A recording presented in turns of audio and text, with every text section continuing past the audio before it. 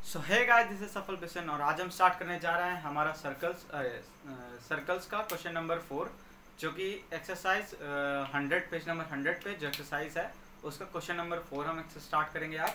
ठीक, तो question number 4 हमारा कहता है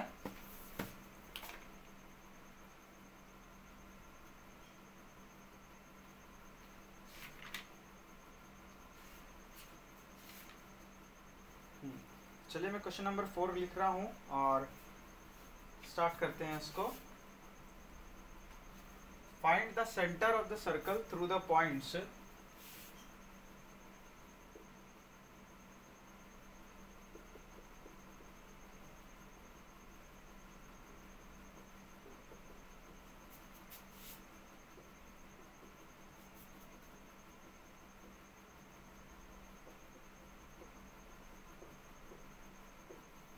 through the points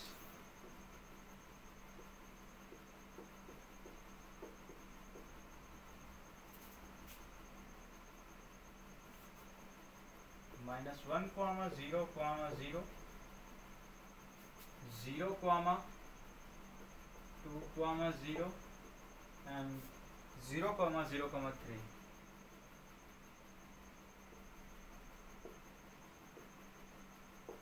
ठीक, तो ये आपका क्वेश्चन है।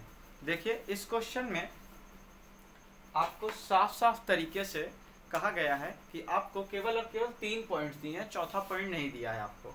ठीक, तो जब भी आपका इस तरह का केस फंसेगा जिसमें आपको सिर्फ और सिर्फ इसमें 3 पॉइंट्स दिए होंगे, तो आपको यहाँ पे चौथा पॉइंट ओरिजिन खुद से मान के एक सर्कल बना लेना होगा, एक स्फीयर, सॉरी, ठीक, एक स्फीयर बना लेना होगा। ठीक, चौथा पॉइंट खुद से मान के एक स्फीयर आपको ड्रॉ कर लेना है।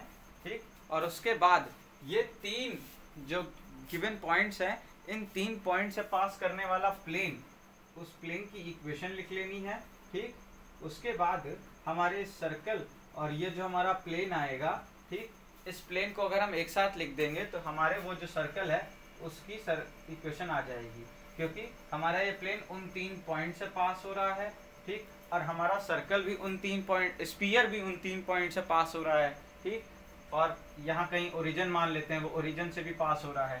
ठीक, तो यानी कि वो 3 पॉइंट हमारे स्फीयर और प्लेन दोनों पे आ रहे हैं, तो हम आराम से जो है उन 3 पॉइंट से पास होने वाले सर्कल की इक्वेशन लिख सकते हैं। ठीक, तो आइए स्टार्ट करते हैं इसका solution.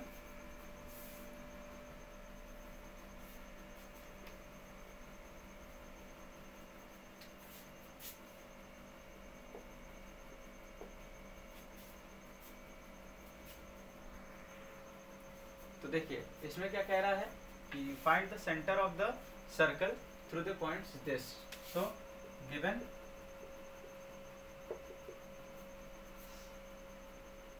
the 3 points,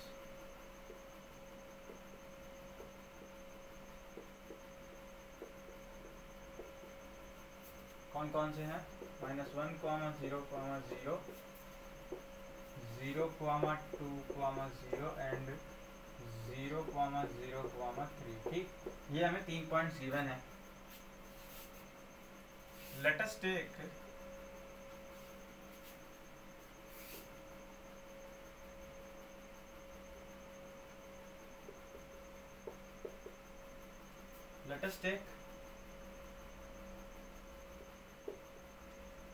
another point origin,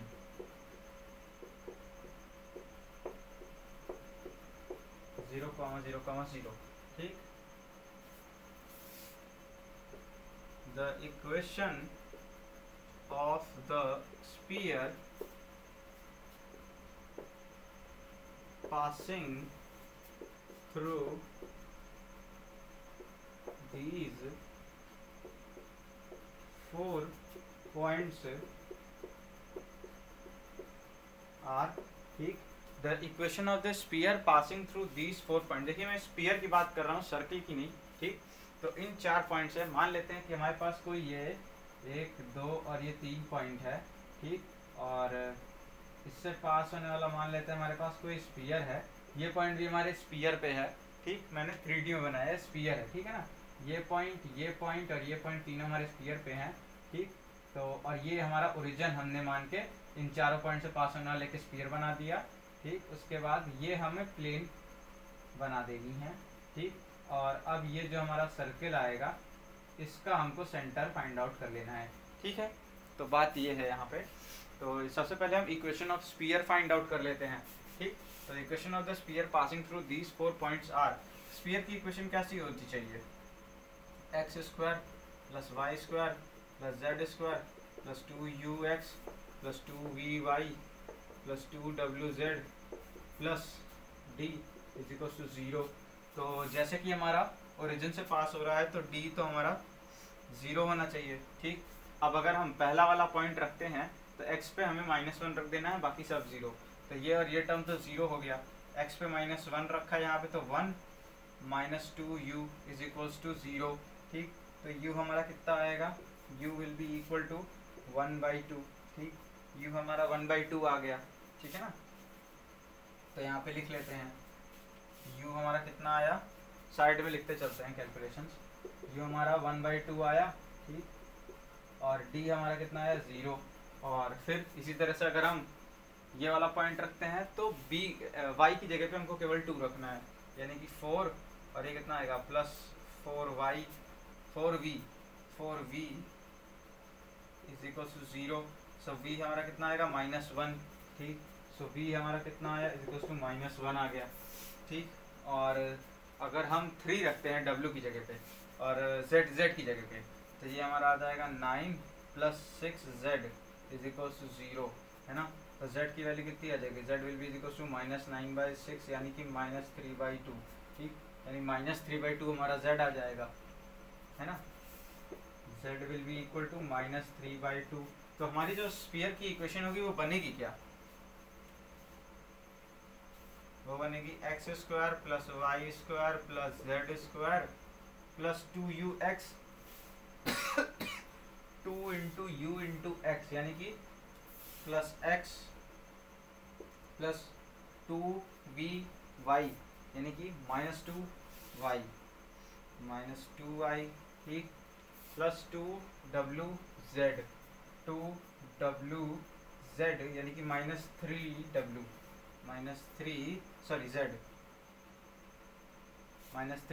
plus d में 0 है इज इक्वल्स टू 0। ये हमारी स्फीयर की इक्वेशन हो गई, ठीक। ये हमारे स्फीयर की इक्वेशन हो गई। हमें u v w की ज़रूरत थी, चलिए लिख लेता हूँ फिर से। u हमारा कितना आएगा, माइनस से मल्टीप्लाई करेंगे 2 से डिवाइड नहीं है, 2 से डिवाइड कर देंगे 1/2 हमारा u आया होगा। v हमारा कितना आएगा, 2 से डिवाइड करेंगे -1v आया होगा। और w हमारा आया होगा -3/2, ठीक। -3/2 ये आ गया हमारा स्फीयर की equation. Equation of the sphere passing through these 4 points are, हमारे स्फीयर की इक्वेशन क्या होगी, ये होगी। इसको हम इक्वेशन नंबर 1 कह देते हैं। अब इसके बाद, ठीक, वो मैंने रफ में लिखे हैं वो सारी चीज़ें, ठीक। Now the equation of the plane through कौन कौन से, -1, 0, 0, 0, 2, 0 एंड 0, 3। आप इसके जगह यहाँ पे ये भी लिख सकते थे कि equation of the plane passing through the given point 3 given points, passing through the 3 given points, ठीक। तो वो कितनी आएगी, देखिए एक्चुअल में क्या दिया है, ये हमारे जितने भी पॉइंट्स हैं ये हमारे, अगर इनसे कोई प्लेन पास हो रहा है तो एक्चुअल में ये पॉइंट्स हमारे क्या हैं, प्लेन के इंटरसेप्ट हैं। -1 x एक्सेस पे, 2 हमारा y एक्सेस पे और 3 हमारा z एक्सेस पे, ठीक। तो हमें यहाँ से प्लेन की इक्वेशन क्या मिलेगी, x/-1 plus y/2 plus z/3 is equals to 1, ठीक। सो हमारी प्लेन की इक्वेशन क्या जाएगी, अगर इस पूरे टर्म को हम 6 से मल्टीप्लाई कर देते हैं तो हमारे पास कितना हो जाएगा, -6x plus 3y plus 2z is equals to 6, ठीक। तो ये हमारी प्लेन की इक्वेशन आ गई। This will be the equation of our plane. इसको हम क्या लिखते हैं, इक्वेशन नंबर 2। ठीक, तो the equation of the circle passing through these 3 points is, यहाँ पे लिखेंगे सो या फिर आपको थोड़ा सा एक्सप्लेन कर देना होता है कि the circle which passes through these points, the circle passing through the given through the three given points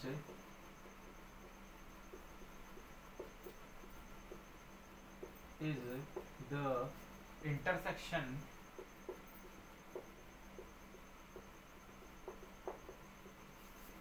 the intersection of sphere 1 and plane 2. सो ठीक, तो अब मैं क्वेश्चन रब कर दे रहा हूँ। ठीक, हमें क्या फाइंड आउट करना है? सेंटर फाइंड आउट करना है। ये चीज़ आप याद रखिएगा। ठीक है, चलिए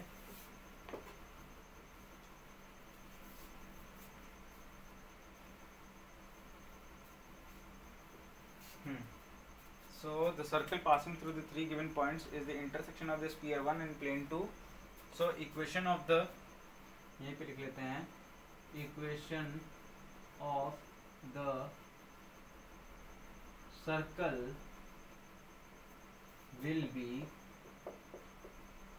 हमारे सर्कल की इक्वेशन क्या हो जाएगी? Equation of the circle will B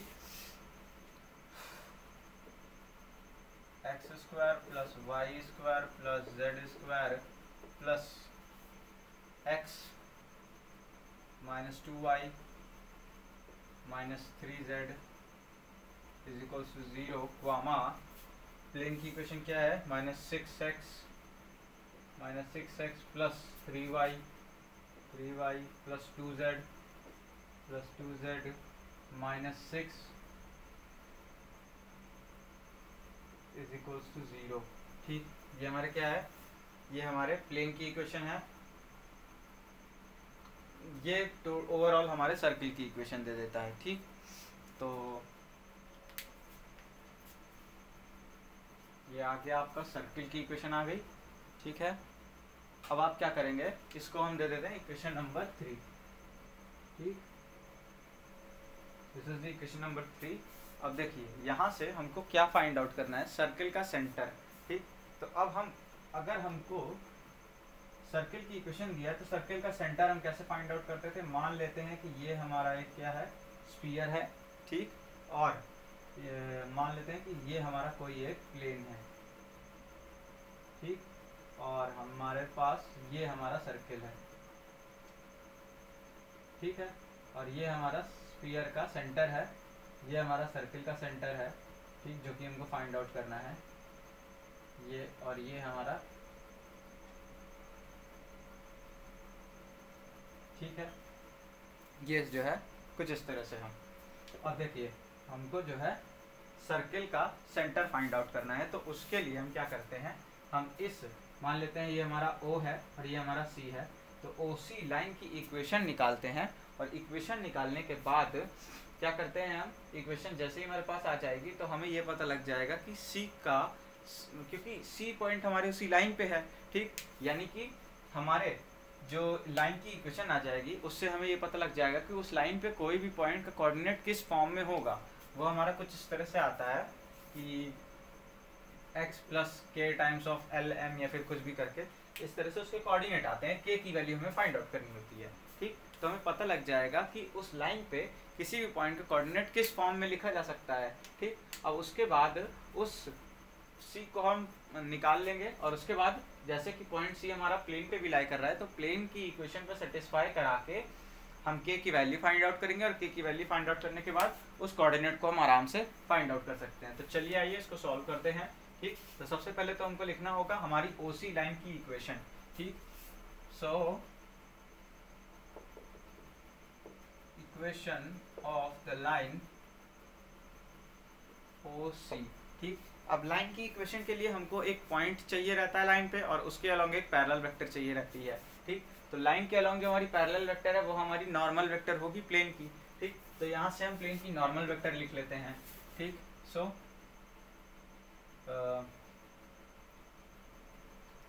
DRS, direction ratios of the line OC is same as DRS of normal of plane 2। तो हमारे पास क्या जाता है, DRS कितने आ गए उसके, देखिए DRS अगर हम यहाँ से देखें तो -6, 3 और 2। ठीक, तो उसके DRS आ गए -6, -3 और -2, ये हमारे इसके DRS आ गए। अब इसके बाद हम क्या करते हैं, हम कह सकते हैं कि हमें क्या मिल गया है, एक पैरेलल वेक्टर मिल गई हमारी लाइन के अलोंग। अब हमें एक पॉइंट चाहिए, तो हम जानते हैं कि हमारे स्फीयर का O यानी कि जो सेंटर है वो हमारी लाइन पे लाई कर रहा है। इसका मतलब कि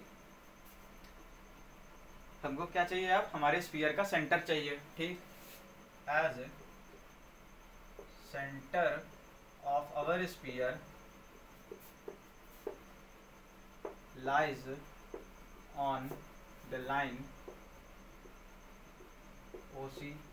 so हमारे स्फीयर का सेंटर क्या है, वो है -u -v और -w है। ठीक, सो यहाँ पे हम लिख लेते हैं उसको, as the center of our sphere lies on the line, so point on our line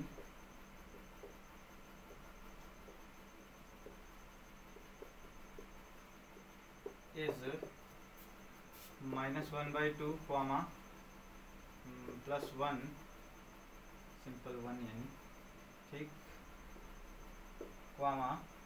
3/2। ठीक, क्योंकि हमारा सेंटर क्या होता है, -u -v और -w।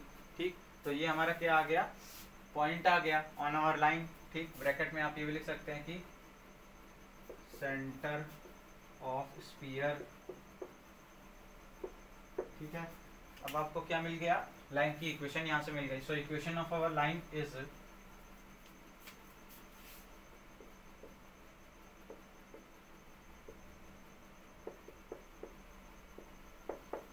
हमारे लाइन की इक्वेशन क्या है, ठीक, तो हमारी हो जाएगी r = a + t times of b। ठीक, या फिर हम कार्टेशियन फॉर्म में लिखते हैं अब। ठीक है ना, तो कार्टेशियन फॉर्म में लिखेंगे तो x माइनस पॉइंट -1/2 +1/2 अपॉन में डायरेक्शन रेशियो -6, y -1 अपॉन में 3 = z -3/2 अपॉन में 2 = k। ठीक, अब देखिए यहाँ पे क्या करते हैं, हम इसका डिनोमिनेटर कर लेते हैं, इसको थोड़ा सॉल्व करते हैं। ठीक, तो ये हो जाएगा,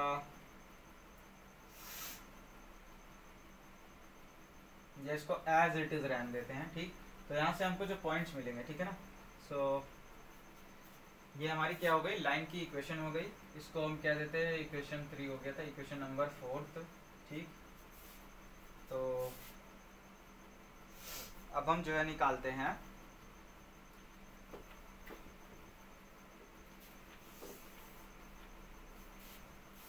देखिए ये हमारी लाइन की इक्वेशन हो गई। तो इस लाइन पे कोई भी पॉइंट जो होगा वो हमारे किस फॉर्म का होगा। ठीक, so any point on this line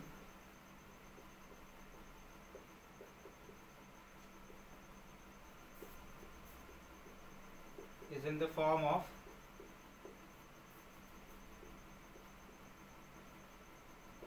किस फॉर्म का होगा वो, -1/2 -6k, 1 + 3k, 3/2 + 2k। ठीक, वो हमारे इस फॉर्म का होगा, एज सेंटर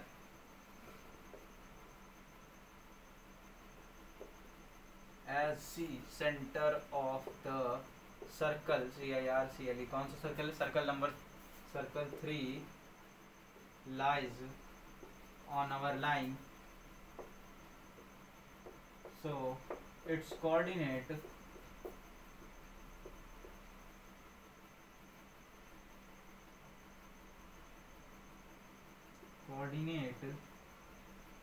ठीक, so its coordinate is in the form of,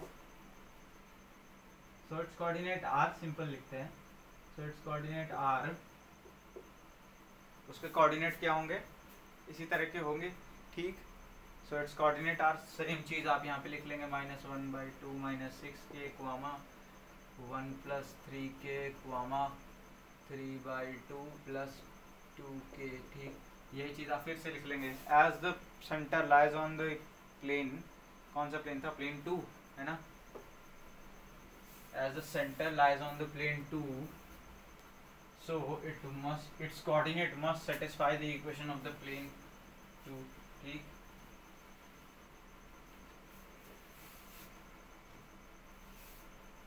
as the center lies on the plane 2, so it must satisfy,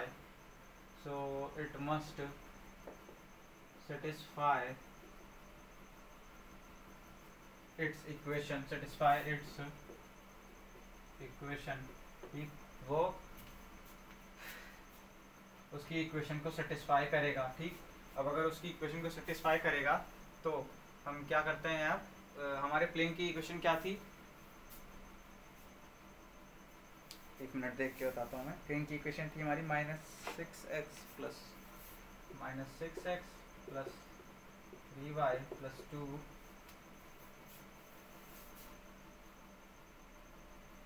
z + 2z -6 = 0, ठीक। ये हमारी प्लेन की इक्वेशन थी। तो चलिए हम रखते हैं और k की वैल्यू हमको यहाँ से मिल जाएगी।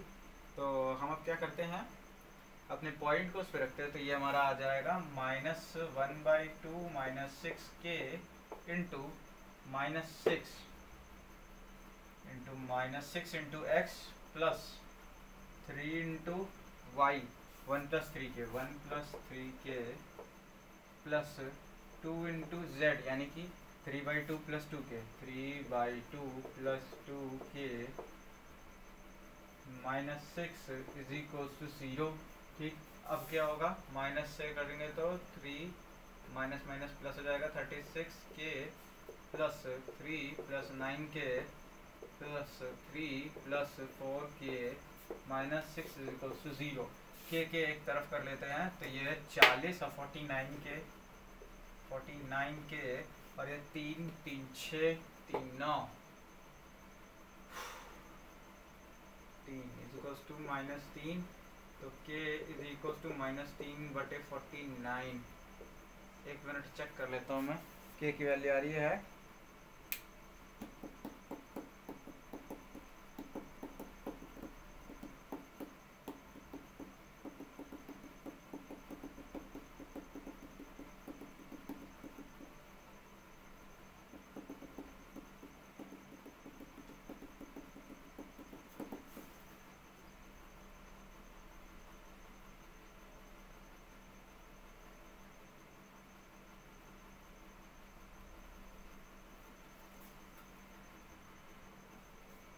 हाँ, तो k की वैल्यू हमारी सही आई है। अब हम क्या करते हैं, एक एक बार जो है इस पे k की वैल्यू पुट करते हैं, फिर इस पे k की वैल्यू पुट करते हैं, इस पे k की वैल्यू पुट करते हैं। जो कोऑर्डिनेट्स हमारे x, y और z की वैल्यू मतलब आएगी, वही हमारे क्या होंगे, सेंटर के कोऑर्डिनेट होंगे, ठीक। तो जैसे अगर हम k की वैल्यू रखते हैं x वाले कोऑर्डिनेट पे, तो हमारा कितना होगा, -1/2 -6 × -3/49, ठीक। तो पहली बात तो माइनस और माइनस हमारा प्लस हो जाएगा। अब अगर हम प्लस करते हैं तो डिनोमिनेटर में 98 और ये -49 और ये +36, तो कितना आ गया, -13/98। ये हमारा आ गया x। तो हमारा सेंटर कितना आ रहा है, x कोऑर्डिनेट उसका आया इतना, है ना। इसको मैं मिटा देता हूँ। x कोऑर्डिनेट आया हमारा -13/98, ठीक। और फिर अगर हम इस पे रखते हैं तो 1+3 यानी -9/49 -9/49, ठीक। 49 अगर इधर हम कॉमन ले लेते हैं तो ये हमारा आ जाएगा 40/49, ठीक। 40/49।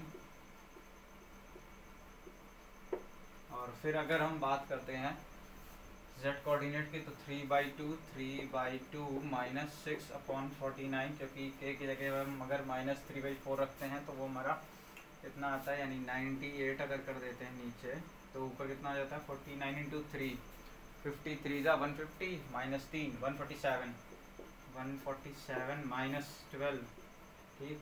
12 घटे देखो 45 और 135 प्लस 135, 135/98 आ गया। ये आपका सेंटर आ जाएगा सर्कल का।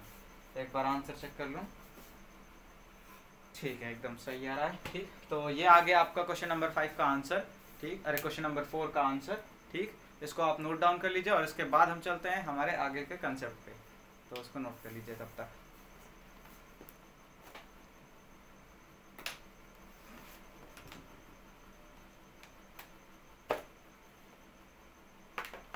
तो नोट कर लिया आप लोगों ने,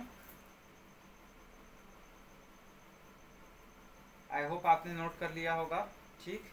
तो अब हम चलते हैं, एक छोटा सा कंसेप्ट है, ठीक, उस पर, और बहुत ही लॉजिकल है। अगर आप सिंपल लॉजिक लगाएंगे तो भी आपको जो है आप खुद से भी वो कंसेप्ट लगा सकते हो, बताने की ज़रूरत नहीं है, ठीक। बट फिर भी बता दे रहा हूँ, आपकी नोट्स में वो चीज़ होनी चाहिए, ठीक है।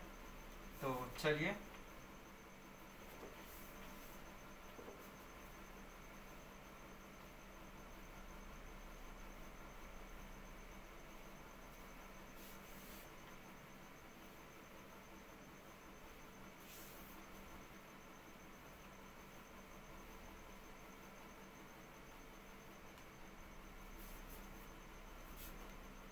ठीक।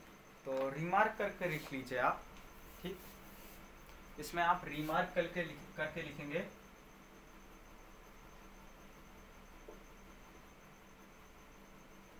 ठीक। तो सबसे पहले देखिए, अगर आपके पास किसी स्फीयर के कोई भी डायमीटर का, ठीक, आपके पास एक स्फीयर है, उसके अगर कोई भी डायमीटर का आपको एंड पॉइंट्स गिवन है, ठीक, तब आप क्या करते हैं, तब जो है आप स्फीयर की इक्वेशन कैसे लिखेंगे ये उसके बारे में है, ठीक। अगर आपको एक स्फीयर दिया है, ठीक, और उसके डायमीटर के एंड पॉइंट्स आपको गिवन है, अगर उसके डायमीटर के एंड पॉइंट्स आपको गिवन है, तब आप उस स्फीयर की इक्वेशन कैसे लिखते हो, ठीक। तो मान लेते हैं ये स्फीयर है, इसके एंड पॉइंट्स आपको गिवन है, किस तरह से मान लेते हैं, ये x1 y1 और z1, और ये x2 y2 और ये z2, ठीक। इस तरह से आपको जो है इसके एंड पॉइंट्स गिवन है, ठीक। अब आपको क्या लिखना है, आपको जो है लिखना है इस स्फीयर की इक्वेशन। स्फीयर की बात हो रही है, ये सर्कल की बात नहीं हो रही है, ठीक है। तो देखिए यहाँ पे आप क्या लिखेंगे, equation of the sphere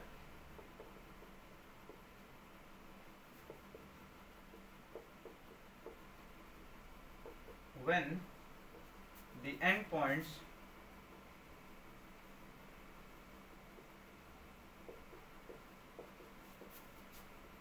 of its diameter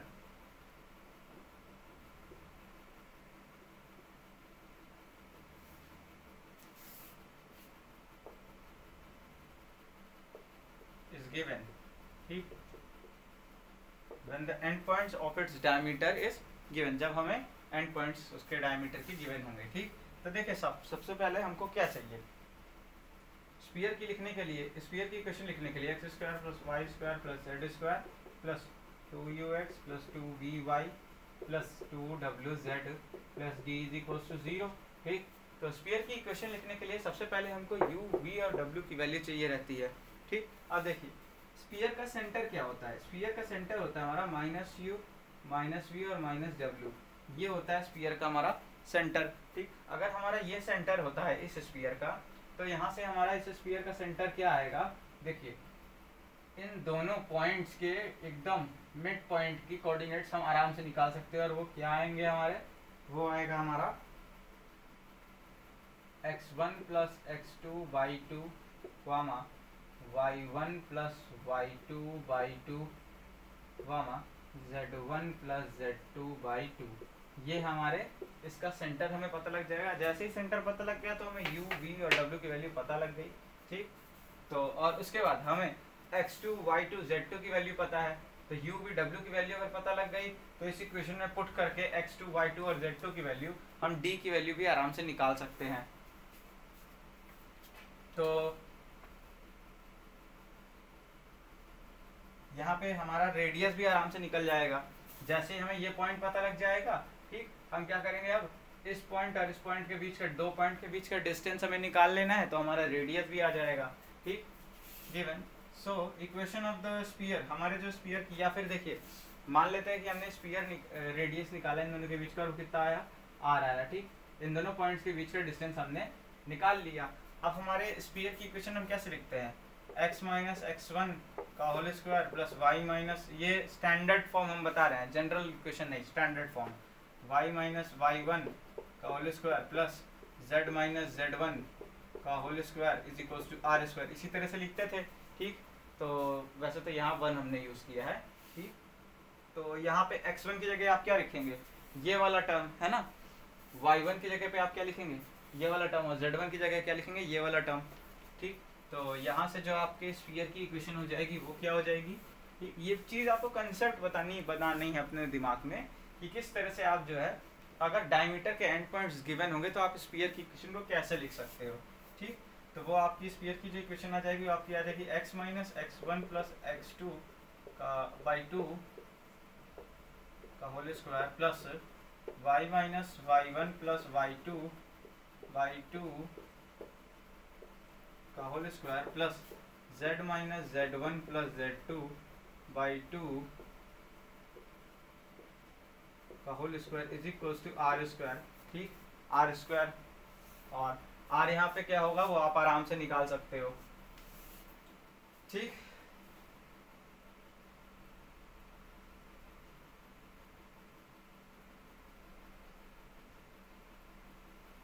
और चलिए अब इसके बाद वाला रिमार्क कर लेते हैं, maximum and minimum distance of A sphere from A point, ठीक। किसी भी पॉइंट से किसी भी स्फीयर का मैक्सिमम और मिनिमम डिस्टेंस। तो यहाँ पे हम अगला रिमार्क डाल देंगे,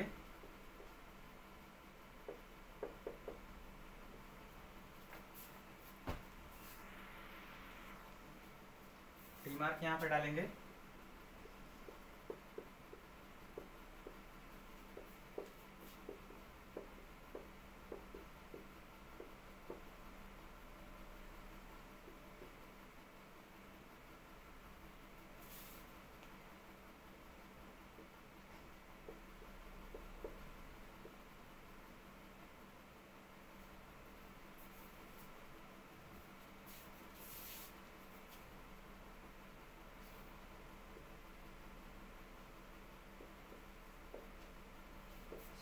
ठीक।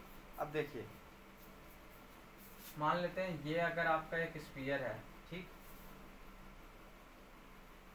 ये इसका सेंटर है, और ये कोई पॉइंट है, ठीक। तो देखिए अगर हम मैक्सिमम डिस्टेंस की बात करें तो ये हमारा मैक्सिमम डिस्टेंस है ना, और अगर हम मिनिमम डिस्टेंस की बात करें तो ये हमारा मिनिमम डिस्टेंस है। तो बस आपको डायग्राम से ही शो कर देना है, यहाँ पे नाम दे दीजिएगा ए बी सी और ये कोई पॉइंट पी है, ठीक। तो बस आपको शो कर देना है कि maximum distance, max distance will be equal to what, A P, ठीक, which is equals to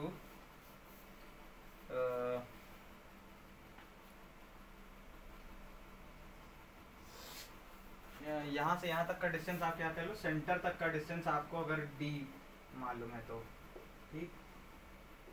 D अगर डिस्टेंस आपको सेंटर से अगर डिस्टेंस उसका मतलब, क्योंकि सेंटर पता होता है, ठीक।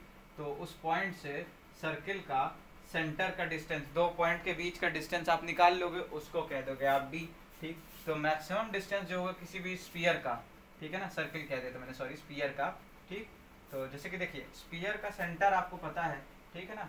अब इस पॉइंट और दो पॉइंट आपको पता लग जाएगा फिर, ठीक। तो दो पॉइंट के बीच का डिस्टेंस आप निकाल लोगे, यानी कि डी आपने निकाल लिया। अब देखिए आपका इस स्फीयर से इस पॉइंट का मैक्सिमम डिस्टेंस क्या होगा, ये होगा आपका ए और पी, है ना, ये तो साफ साफ दिख रहा है, ए पी होगा। ठीक, तो ए पी हमारा कैसे लिखा जाएगा, that distance D plus radius of the sphere. ठीक, और मिनिमम डिस्टेंस क्या होगा, ए सॉरी मिनिमम डिस्टेंस होगा बीपी, है ना, बीपी। और ये क्या होगा, डी माइनस आर, है ना, डी माइनस आर कर देंगे तो हमारा बीपी आ जाएगा। तो यही आपका रिमार्क है। ठीक, तो उसको नोट कर लीजिए और इसके बाद हम चलते हैं हमारे क्वेश्चन नंबर 5 की तरफ।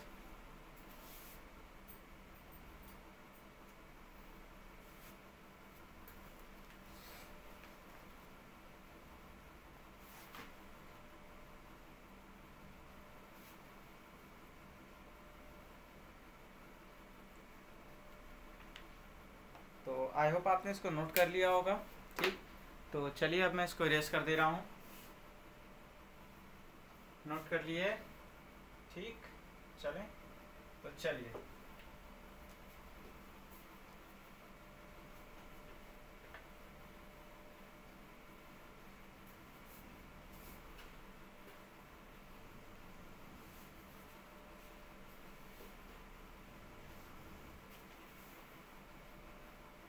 तो क्वेश्चन नंबर 5 पेज नंबर 101 पे है क्वेश्चन नंबर 5 हमारा। तो यहाँ पे हम लिखते हैं क्वेश्चन नंबर 5, एक मिनट बस।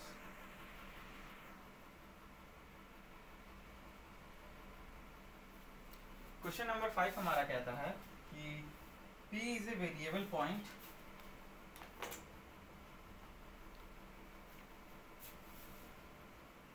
P is a variable point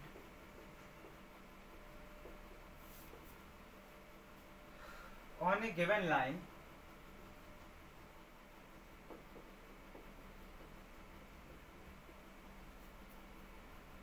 and A, B, C are its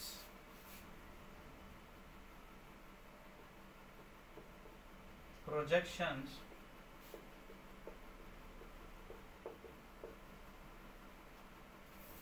on the axis show that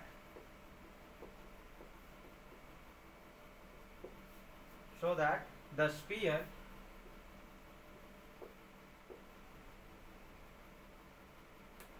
OABC passes through a fixed circle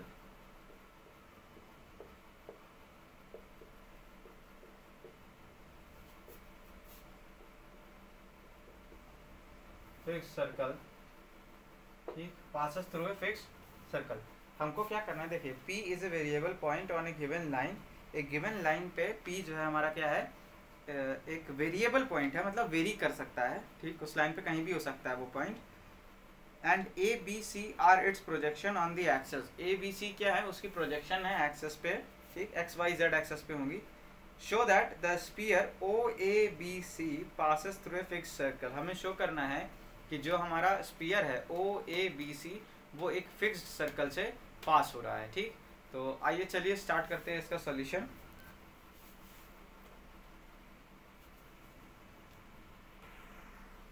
तो इसका सॉल्यूशन हम इस तरह से करेंगे कि सबसे पहले हम मान लेंगे कोई भी स्ट्रेट लाइन की इक्वेशन, ठीक, जिसकी ये बात कर रहा है, ठीक है ना, जो कि मतलब गिवन लाइन है। ठीक, तो let us consider a straight line. Let us consider the equation of a straight line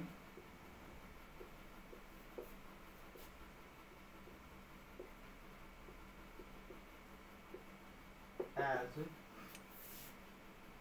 x minus x1 upon l is equals to y minus y1 upon m is equals to z minus z1 upon n is equals to k।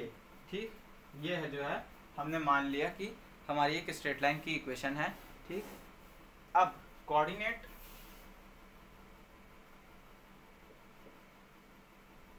Of any point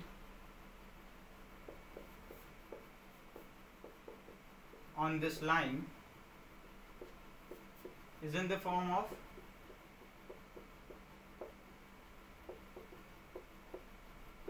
किसके form में होंगे? ठीक, तो x निकालना है यहाँ से, तो ये हो जाएगा हमारा x1 प्लस एल टाइम्स के y1 plus m times k z1 plus n times k। ठीक, ये हमारे कोई भी पॉइंट मतलब अगर हमारा इस लाइन पे है तो वो इसी फॉर्म का होगा। ठीक, इसीलिए वो वेरिएबल पॉइंट की बात कर रहा है। ठीक है ना, यानी कि ये भी एक वेरिएबल पॉइंट है। ठीक, क्योंकि ये किसी भी पॉइंट का कोऑर्डिनेट है। ठीक, और अगर ये किसी भी पॉइंट का कोऑर्डिनेट है तो यानी कि ये वेरिएबल पॉइंट हो गया ना, उनमें से कोई भी एक पॉइंट का कोऑर्डिनेट हो सकता है ये। ठीक, अब क्या कह रहा है कि अगर A B C are its projection on the axes, यानी कि इस पॉइंट के ए बी सी पे जो आपके प्रोजेक्शंस हैं, एक्सेस पे जो प्रोजेक्शंस हैं वो क्या है? ए बी और सी। यानी कि जो आपका ए पॉइंट है, यहाँ पे लिख लेते हैं पहले, as A B and C are the projections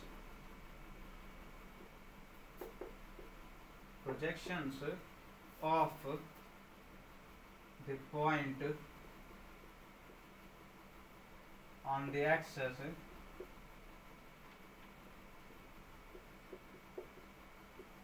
so ठीक, आपका ए क्या होगा? ए विल बी द, फिर लिखेंगे आप कोऑर्डिनेट्स ऑफ ए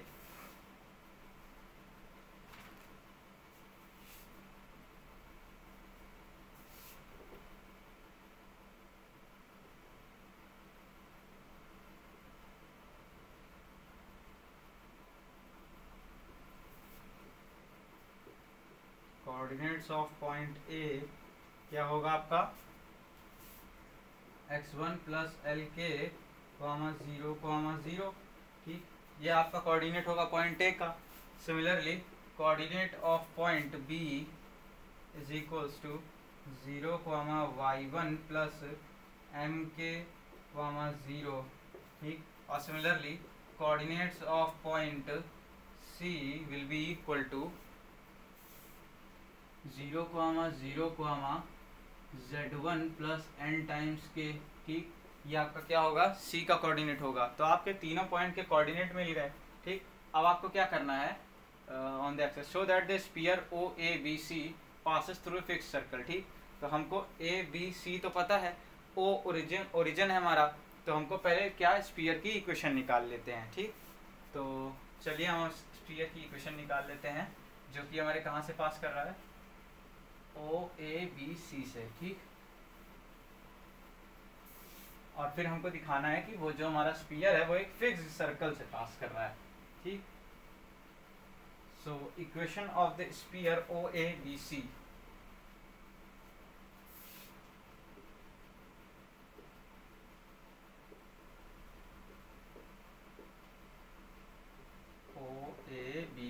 ठीक, equation of the sphere O A B C वो कैसे निकलेगी हमारी? हमारी स्फीयर की इक्वेशन नॉर्मली होती क्या है? X square plus Y square plus Z square plus 2ux plus 2vy plus 2wz plus d is equals to 0। ठीक, ये हमारी क्या होती है? स्फीयर की इक्वेशन होती है।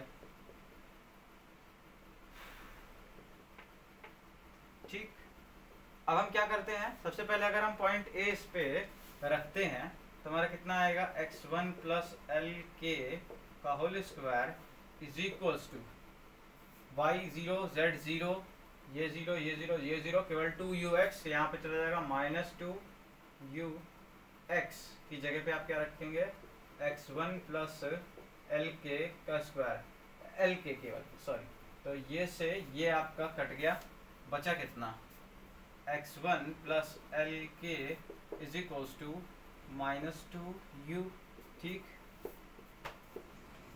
तो u की वैल्यू कितनी आई, x1 प्लस एल के।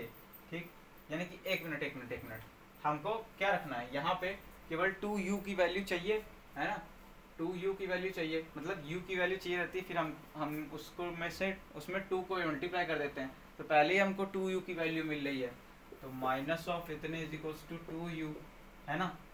इसी तरह से अगर हम v की वैल्यू निकालेंगे और w की वैल्यू निकालेंगे तो 2v की वैल्यू कितनी आएगी, y1 प्लस एम के और माइनस रहेगा। ठीक, और इसी तरह से 2w की वैल्यू कितनी आएगी, minus of z1 plus N के। ठीक, तो अगर हमारा यही हमारे पास आ रहा है तब हमारी स्फीयर की इक्वेशन क्या हो जाएगी। और देखिए स्फीयर हमारा कहाँ से पास कर रहा है, 3 पॉइंट हमको गिवन है, हम चौथा पॉइंट अपने मन से ले लेते हैं, वो क्या होता है, ओरिजिन। ठीक, लेकिन यहाँ पे हमारे गिवन था कि हमें कौन सा स्फीयर लेना है, OABC, तो ओरिजिन तो वो पहले से ही दे रहा है हमको।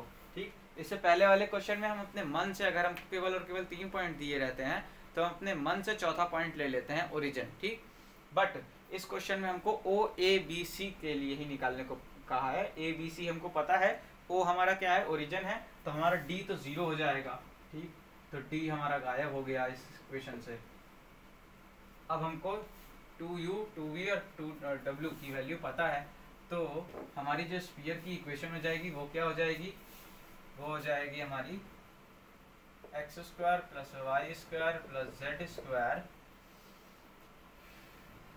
2u का वैल्यू ये है, तो minus x1 plus L K into X minus y1 plus M K into Y minus z1 plus n times K into z is equals to 0। ठीक, ये हो गई हमारी स्फीयर की इक्वेशन। अब अगर हम इसको थोड़ा सा रीअरेंज या फिर कह सकते हैं आप सॉल्व करेंगे, तो ये X square plus Y square plus Z square, ठीक,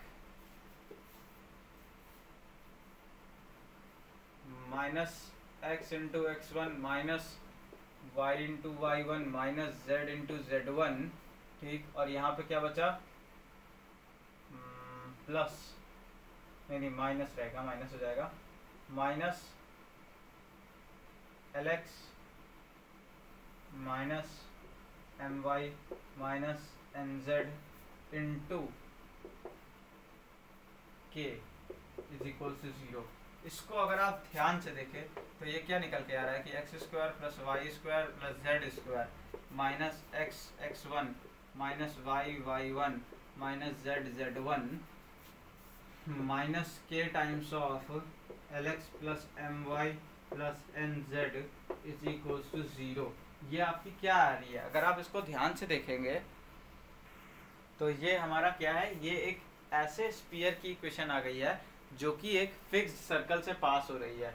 क्यों, ऐसा मैं क्यों कह रहा हूँ, आपको याद है जब मैं स्फीयर की इक्वेशंस लिखना सिखा रहा था, ठीक, तब मैंने बताया था जब स्फीयर थ्रू ए सर्कल, हमने बताया था कि स्फीयर थ्रू ए सर्कल, ठीक है, ढेर सारे स्फीयर जब हमारे एक सर्कल पे जाते हैं, ठीक, तो उस स्फीयर की इक्वेशन हम किस तरह से लिखते हैं, ठीक है ना, तो उस स्फीयर्स की, उन ढेर सारे स्फीयर्स की इक्वेशन हम लिखते थे S plus lambda times P is equals to 0 से, है ना, जहाँ पे S हमारे क्या है, एक स्फीयर की सर्कल थी और P हमारे क्या है, एक प्लेन की सर्कल होती थी। ठीक, तो ये भी हमारा कुछ इसी तरह से है, ये हमारा एक स्फीयर की है, ठीक, माइनस के हमारा यहाँ पे लैम्डा की तरह यूज हो रहा है और ये एक प्लेन की इक्वेशन है, ठीक, और इज इक्वल्स टू 0, तो ये भी एक स्फीयर है। ठीक, इसको हम इक्वेशन नंबर स्टार दे देते हैं। ठीक, तो यहाँ पे हम क्या लिखेंगे कि equation star is the equation of A sphere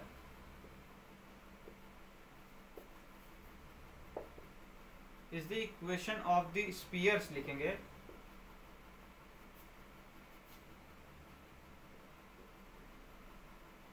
which passes through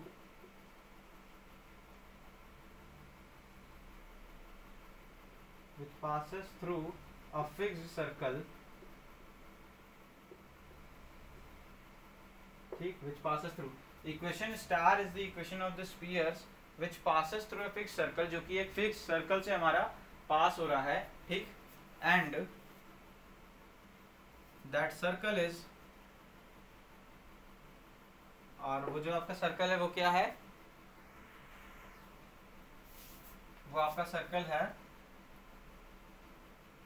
x square plus Y square plus Z square minus x one minus y one minus z one is equals to 0, comma, ठीक,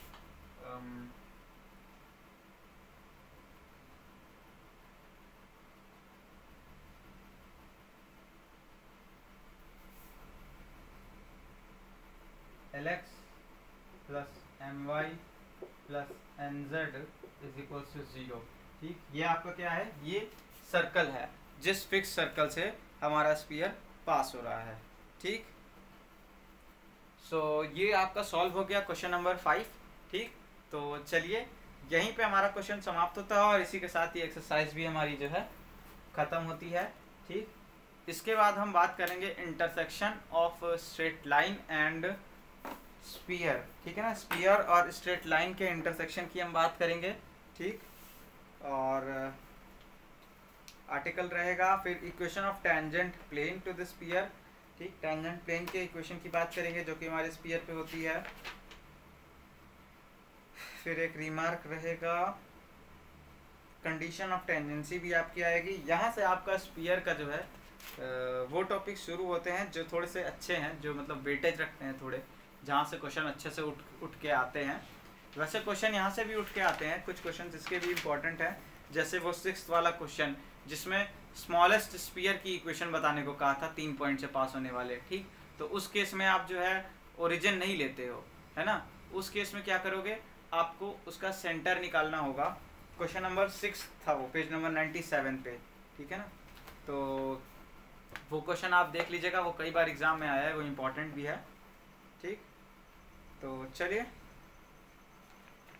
तब तक के लिए पढ़ाई करते रहिए, all the very best.